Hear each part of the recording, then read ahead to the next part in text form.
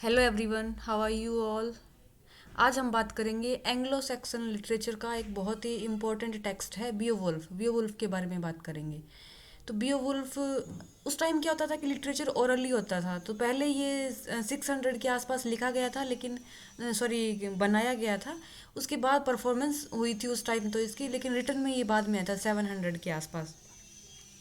तो 6th century में ये परफॉर्म किया गया था और कंपोज किया गया था इसको 700 या उसके बाद 700 ये 750 के आसपास। इसका जो ऑथर है वो अननोन है, पता नहीं है कि किसने लिखा है, कौन है। मतलब ऑथर का नाम कहीं भी मेंशन नहीं है एंशियंट लिटरेचर में जो भी था उस टाइम का। तो ये एंग्लो सैक्सन लिटरेचर का पार्ट है। उस टाइम क्या था कि बहुत शॉर्ट शॉर्ट परफॉर्मेंस होती थी, लेकिन ये बहुत बड़ी लॉन्ग एपिक पोएम है। उस टाइम तो पोइट्री थी, प्रोज तो बाद में आया था, नोवेल वगैरह ये सब बाद में आए थे। तो पोइट्री में ही सब कुछ होता था। तो ये उस टाइम की लॉन्ग एपिक पोएम मानी जाती है, मतलब सबसे लंबी पोएम यही है, बाकी तो कोई छोटे छोटे थे। तो what they have in common is their verse form. इसकी वर्स फॉर्म क्या थी कि double line with the break in the middle. तो इस तरह से डबल लाइन होती थी, फिर और ऐसे लाइन फिर बीच में ब्रेक हो जाता था। इसको क्या बोलते हैं? सिसोरा। लैटिन में इसको सिसोरा बोलते हैं। The best known long text in Old English is the epic poem Beowulf. Beowulf is a constant presence in English literature and culture. It was made into a very successful Hollywood movie. 2007 में एक बहुत ही successful Hollywood movie बनी थी इसके ऊपर। और जो सीमस हीनी थे, आयरिश थे ये सीमस हीनी, इन्होंने इसका मॉडर्न इंग्लिश में ट्रांसलेशन किया है। आयरिश राइटर थे ये। मॉडर्न इंग्लिश में इसका ट्रांसलेशन किया था 1990s में। एक और थे स्कॉटिश, उन्होंने भी किया था इसका। इनको नोबेल प्राइज मिला हुआ है, आयरिश राइटर जो सीमस हीनी है इनको। तो ये जो बियोवुल्फ है ये लिखा या परफॉर्म बहुत पहले हुआ था, लेकिन आज के टाइम के साथ भी इसको रिलेट कर सकते हैं कि इसमें 3 जनरेशन के वो मॉन्स्टर हैं, कैसे हीरो उनको मारता है और वो जीत जाता है और लोगों को बचाता है, जैसे नॉर्मली मूवीज़ में भी यही स्टोरी होती है। The Beowulf heroic poem considered the highest achievement of old English literature। तो old English literature की ये एक तरह से बहुत बड़ी achievement है Beowulf। Earliest European vernacular epic। It deals with events of the early 16th century and was probably composed in 700 और 715 में। पहले इसकी परफॉर्मेंस हुई, बाद में लिखा गया। इसकी स्टोरी क्या है कि it tells the story of the Scandinavian hero Beowulf. ये ब्यू जो हीरो होता है उस स्टोरी का, उसी के नाम पे है ये एपिक पोएम ब्यूवुल्फ। तो मेन हीरो का नाम इसमें ब्यूवुल्फ ही होता है।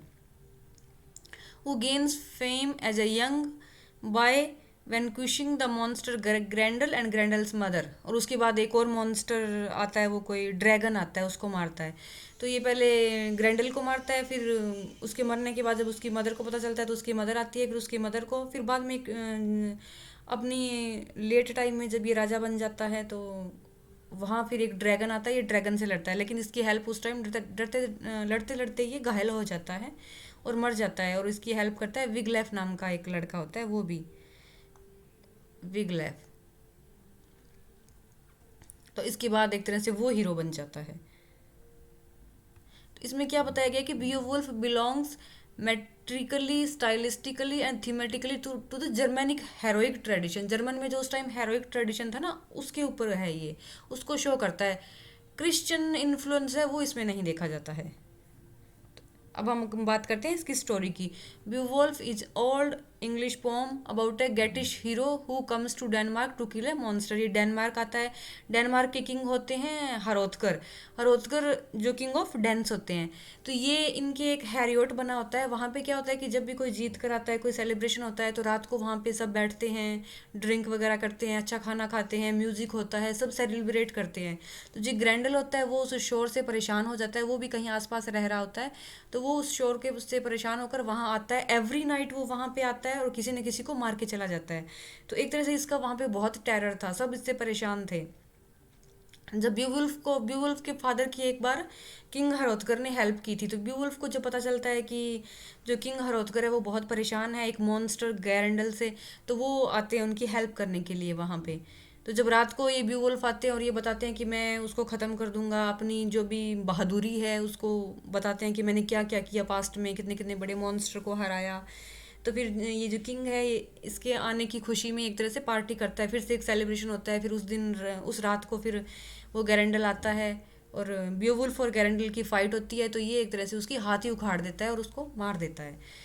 और अपनी ट्रॉफी ही समझ लो या किसी भी तरह ये उस हाथ को वहाँ पे आगे लटका देता है उस हॉल पे, जो हैरियोट एक हॉल होता है ना, डिनर वहाँ पे होता है, वहाँ पे सेलिब्रेशन होता है, उसके आगे लटका देता है ये हॉल उसके आर्म को।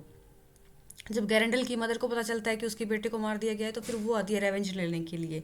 लेकिन ये वहाँ पे अटैक करती है और flee to her cave where Beowulf confronts and kill her. तो ब्यूवुल्फ उसको भी मार देता है। बाद में फिर ये अपने वहाँ वापस चला जाता है, गिटलैंड का किंग बन जाता है।